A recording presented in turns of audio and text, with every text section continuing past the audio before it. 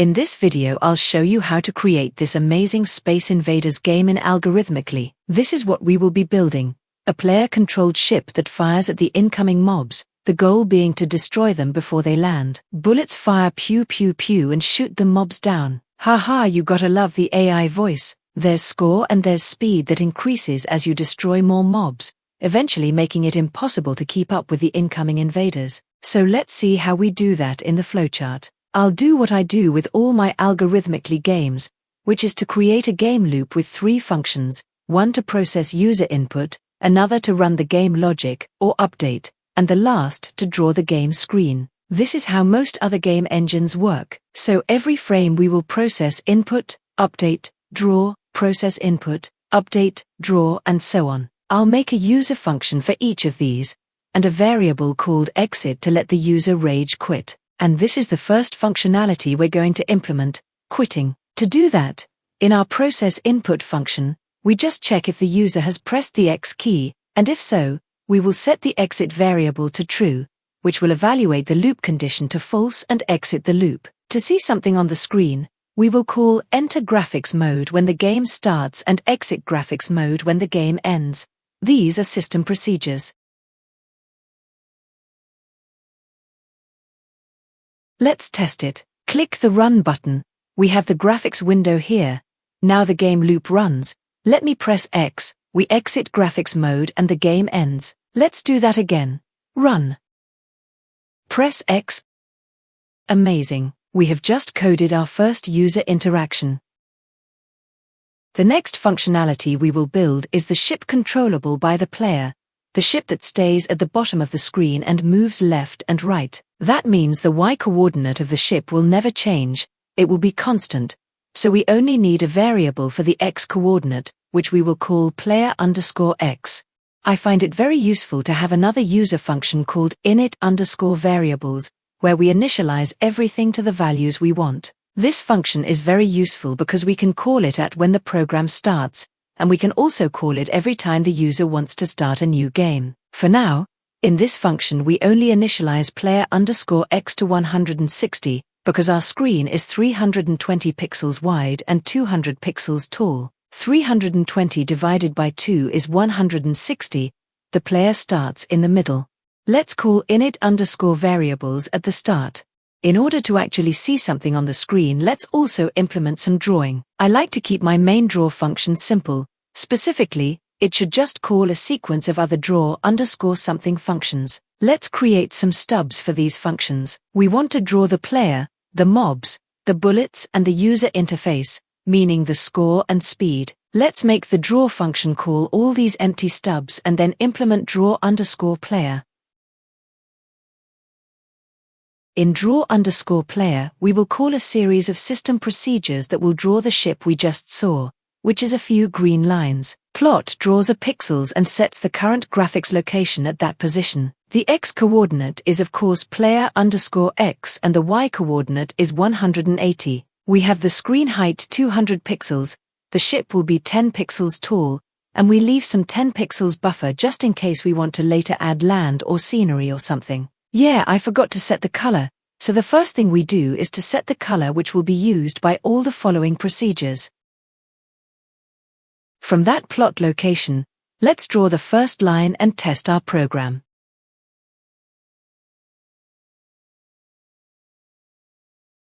Uh-oh, we got the wrong color. We were expecting to see one green line from the ship there. Let's fix the color. By the way, there's something on the roadmap to make this guessing easier. Anyway, now here it is, ladies and gentlemen, the first part of the ship. Let's speed run the other lines. Pause the video if you like.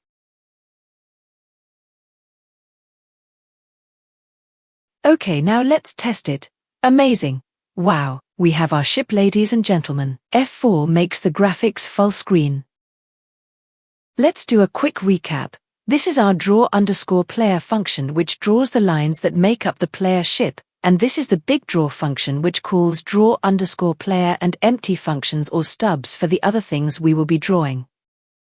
Now the next step is to make the ship actually move on the screen when the user presses left and right arrow keys. We will do all that logic in the process_input function. By the way, We could add this code anywhere in the loop and it would still work. I just like to structure it like that. Now that we got the drawing part covered, the movement is simple. It's just an if-else statement. If the user presses the left arrow key, we are decreasing the player_x variable by 1, which will cause the draw_player function to draw it 1 pixel to the left. Let's test it.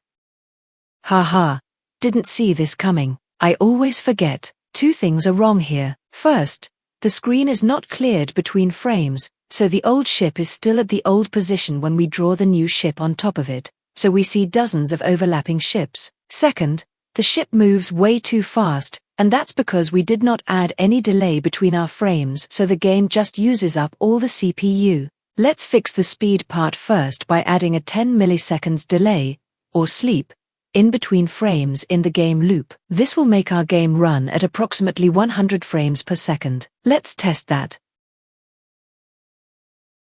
Yep, much better.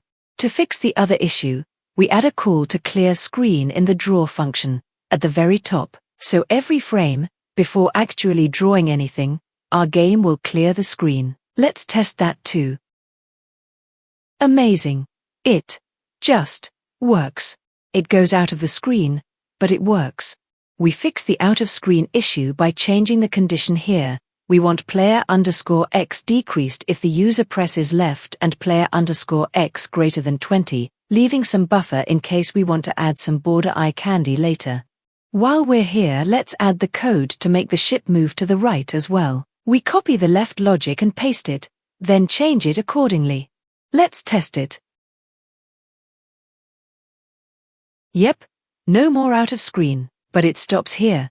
It won't advance to the right edge. Oh, I know what's wrong. Screen width is 320, not 200. There. The ship is controllable and it stays on the screen. This is very satisfying. To do a quick recap, we just added code to the process_input function to increase or decrease player_x when the user presses left and right arrow keys. Let's implement firing bullets next. We will keep the bullet coordinates in two lists of integers, or arrays, bullets_x for the x coordinates, and bullets_y for the y coordinates. We will create new user function called fire_bullet, which we will call when the user presses the spacebar. The way bullet firing will work is that we will have a maximum of 3 bullets active at any given moment, and we will also enforce a delay between bullets, so we need to remember when the last bullet was fired. There is a mechanism in Algorithmically, a system function that returns the number of milliseconds since the game started, and we will use that function here. We will have a global variable called last_bullet_tick where we will store the timestamp when the last bullet was fired. In the fire_bullet function, we get the current timestamp and store it in a local function variable, then compare it to the global timestamp, and if it's been more than 300 milliseconds since the last bullet was fired, we let the user fire one more bullet. Storing the coordinates for 3 bullets and knowing which one is still on screen is a bit tricky. For these situations, I like to establish a convention. If the coordinates are equal to -1, then that bullet is not active and we can fire it. To check which bullet we can fire, meaning which bullet, if any, has coordinates -1, we do a small loop here using a local integer called _i. All local variables must start with _ in algorithmically, so we create this makeshift for loop out of a while loop. We initialize _i to 0 and while it is less than 3, we execute the loop and at the end we increase it by 1. And we don't want to fire 2 bullets at a time, so we also store a boolean or logical flag which we set when we fire a bullet and exit the loop if a bullet was fired. We go through the list of bullet coordinates, and if we find one that has -1, we fire that bullet, which in our case simply means setting its coordinates in the same place as the ship, since the ship is firing it, and we set the logical flag to true so we exit the loop.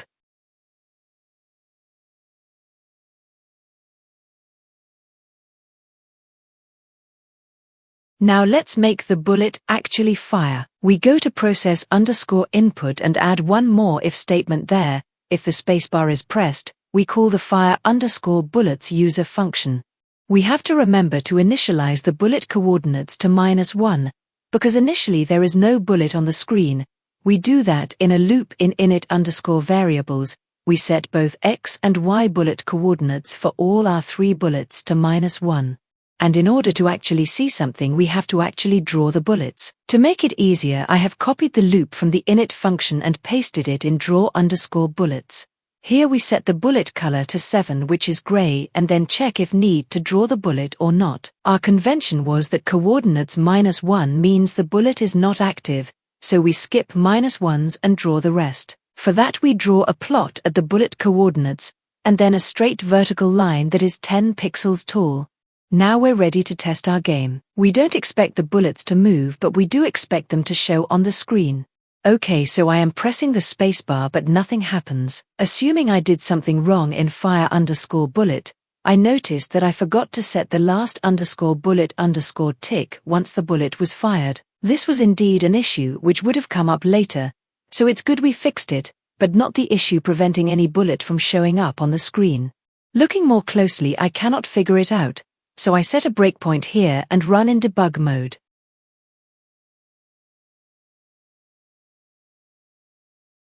I pressed the spacebar and the breakpoint was hit. Let's debug block by block. Wait, it should have executed the yes branch.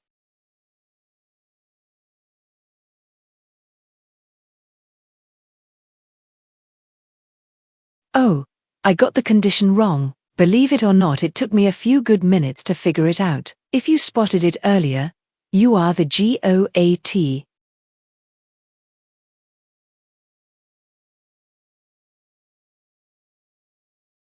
Now that we've fixed that, let's see some bullets. Wow, simply amazing. Ladies and gentlemen, we have bullets. Standstill bullets, but still bullets. Next, let's make the bullets move. This is what we call game logic, and although we could place it anywhere in the game loop, it's good to keep things organized and use the update function for all game logic. And similar to the draw function, I like to create initial stubs for the things we will update and call them in the update function, then implement the actual code in the stubs one by one. So I created 2 user functions, move_mobs, which we will implement later, and move_bullets, which we will implement first. In move_bullets, I pasted the code from the init_variables method, and it automatically creates the local _I variable. We want to loop through the 3 bullets in the list, and only move the ones that have coordinates different from -1, so we add an if statement there, and on the yes branch, we decrease the y coordinate of the bullet. Let's see how that goes.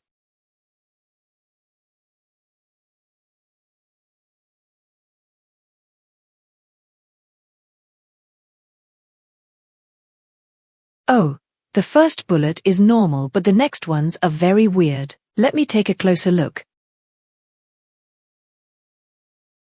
The move_bullets looks fine. The bullets were kind of slow though, so let's make them move a bit faster, 2 pixels at a time. It won't fix our bug, but it will make the bullets faster.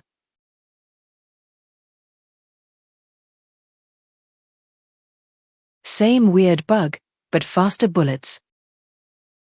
Maybe this is a drawing bug though. Let's look at that function closer. There it was. We were always drawing a line all the way up to the y coordinate of the first bullet, not the current bullet. If you spotted this one earlier too, you are double GOAT. Let's test again. Excellent. Proper bullets, ladies and gentlemen. As you can surely see though, we can only fire 3 bullets, because we never set the coordinates to -1 for the bullets that go out of the screen bounds. So let's fix that with another game logic piece, a function to destroy, so to speak, the out-of-bounds bullets, called destroy_OOB_bullets. We will not destroy anything, of course. We will just set their coordinates to -1 so they do not get drawn anymore, and we can reuse those bullet slots in the list to fire new bullets. To reduce clicking around, I copied the loop from the draw_bullets function and pasted it in the new function. We just have to change the condition here. We want to destroy the bullets when their y coordinate is not -1 and it is less than 10, and we set both coordinates for that bullet to -1. I copied that bit from init_variables. Let's test it.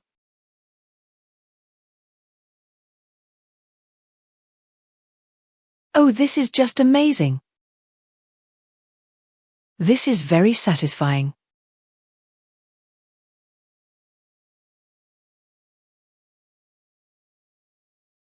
Next we will be implementing the mobs. We will do that in a fashion similar to the bullets, using two lists, or arrays, for x and y coordinates of the mobs, and apply the same convention. -1 means the mob is not active. We will have a maximum of 20 mobs and we initialize their coordinates to -1 in init_ variables. Let's implement draw_mobs now. Even though there are no spawned mobs yet, we copy the logic from draw_bullets and adjust accordingly. We set the color to 3, which I thought was red, then adjust the loop, and for the drawing part, we will draw two concentric circles, centered at the x and y coordinates of each mob, one with the radius of 10 pixels and another one with the radius 3.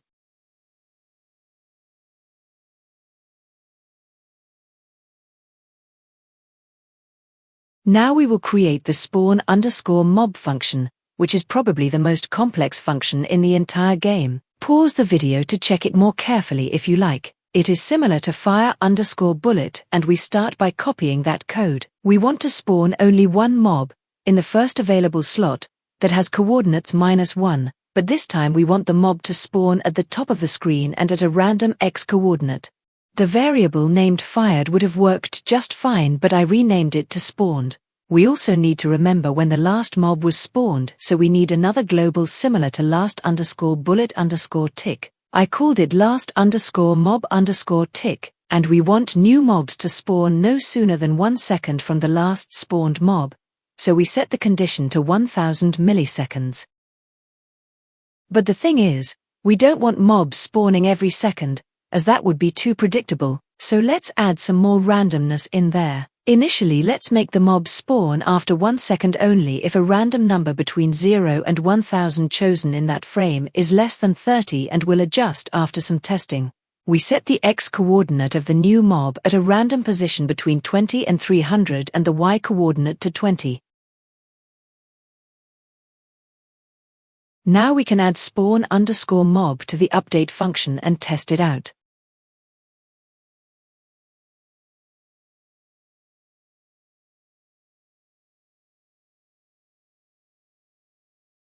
So, yeah, no mobs. I set some breakpoints to debug it.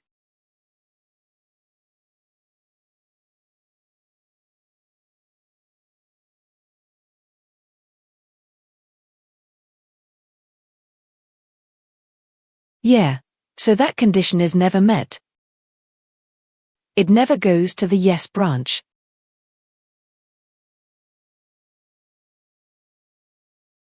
So, yeah, current tick has to be greater than, not less than, last mob tick plus 100. If you spotted this one too, you are the GOAT 3 times. Yep, we can see mobs showing up now. Let's fix the mob spawn rate. It should be at least 1 second between mobs, not 100 milliseconds. And now let's also fix the mob color. Let's make them magenta, which is 5. Next we will implement the destroy_mobs function. Even though the mobs don't move yet, they will be destroyed in place, haha. AI voice for the win. We call destroy_mobs in the update function, where all the game logic happens. And it works like this. 2 nested loops, the outer loop going through each bullet with the _I variable, while the inner loop goes through each mob with the _J variable. We have a maximum of 3 bullets and 20 mobs on screen.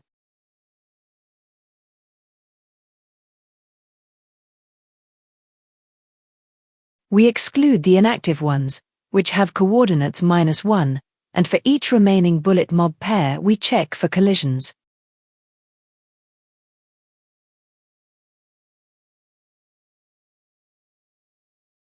A collision in our case means that on both x and y coordinates, the mobs are less than 11 pixels away from the bullets. We use the absolute value of the difference for the comparison.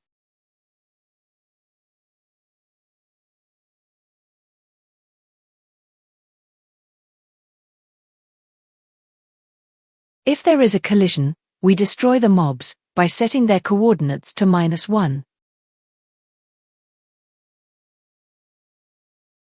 Okay, the destroy_mobs function is now complete. Let's kick some mobs. Seems to work well except for this guy, which for some reason has Kevlar armor or something and we cannot destroy it. Just kidding, haha. We have a bug in our code. Did you spot it? If you did, you won the GOAT number 4.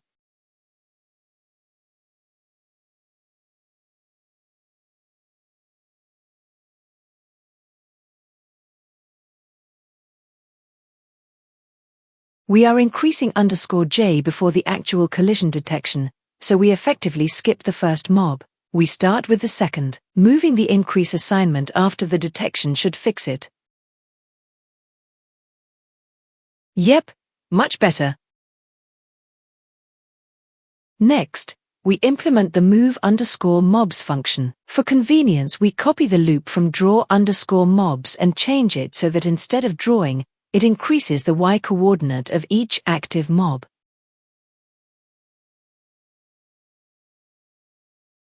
Yeah, it's kinda fast. 1 pixel per frame means the mobs will land in less than 2 seconds. The ship has no chance. Let's fix that.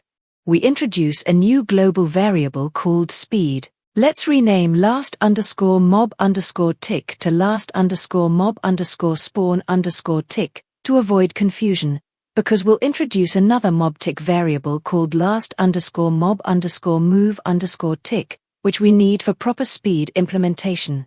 You already know the pattern. We get the current tick and compare it to the last tick plus a number of milliseconds, so the mobs do not advance every frame, but every few frames instead. And we make the formula depend on speed. The faster the speed, the fewer frames between mobs' movement.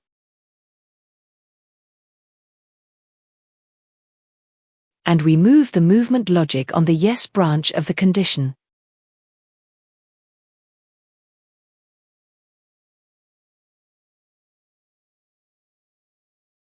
It's still fast for some reason. Okay, if you spotted the bug, you won GOAT number 5.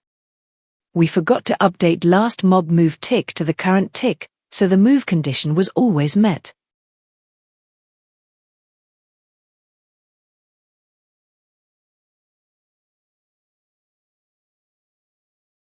Much better.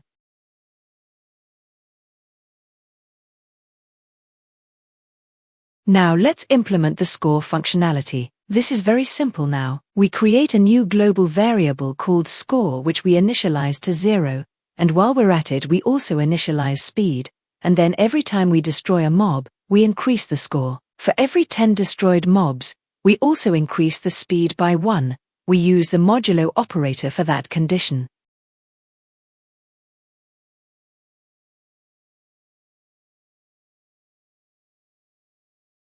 Implementing draw_UI is very simple, because we made everything modular. We just have to display 2 text messages, one for the score and another one for the speed, which we do with another system procedure called drawText. To display the numbers such as score and speed, we convert them to string.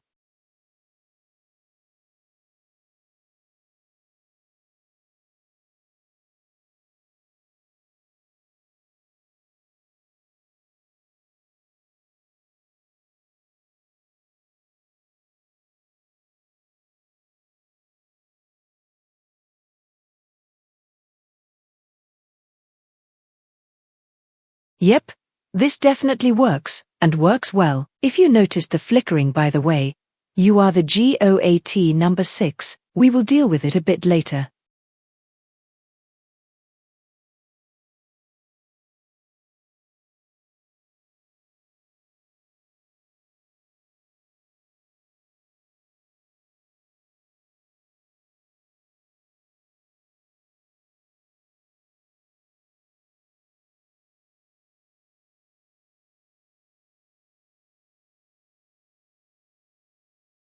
The last functionality we are going to implement is the game over bit. For this, we create a new user function called check_game_over, which we call in update since it's game logic, so it will be called every frame.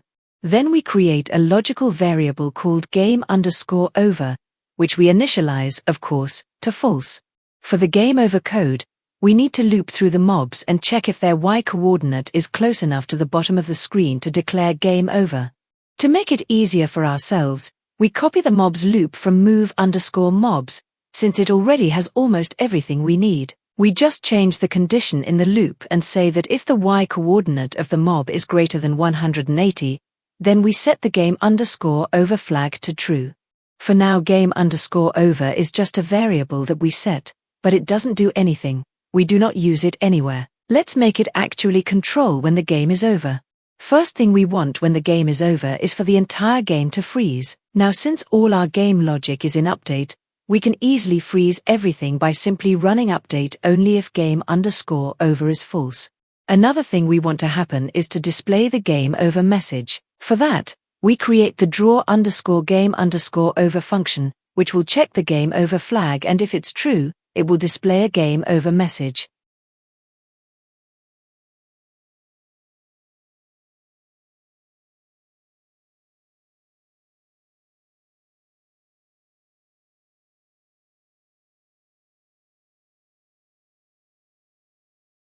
Game over. R to restart, X to quit. Let's test it. I will let this mob come all the way down. Amazing, the game did freeze, but the ship can still move and fire some standstill bullets. If you realized this would happen, you are GOAT number 7. Of course, we need to also freeze the input processing when the game is over. What we will do in process input is, first we will add another key binding, for R, and if the user pressed R, we simply, very simply, call init_variables. Because of the way we structured our game, simply calling init_variables is enough to restart it. The next frame will find everything as fresh as a new game. We let X and R alone, but the others, left, right, and fire, we place on the no branch of the if conditional that checks if the game is over. Let's test it.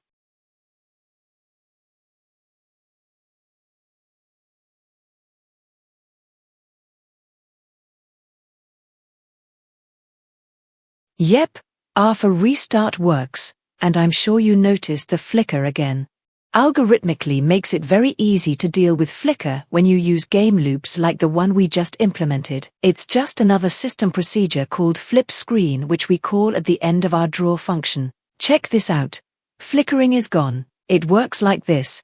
First time we call it, it enables double buffering, meaning it draws everything not directly on the screen, but in a back buffer. So every line, every circle, every text from now on is rendered in the back buffer, and the back buffer is brought forward when we call flip screen in each frame, after we finish drawing everything for that frame.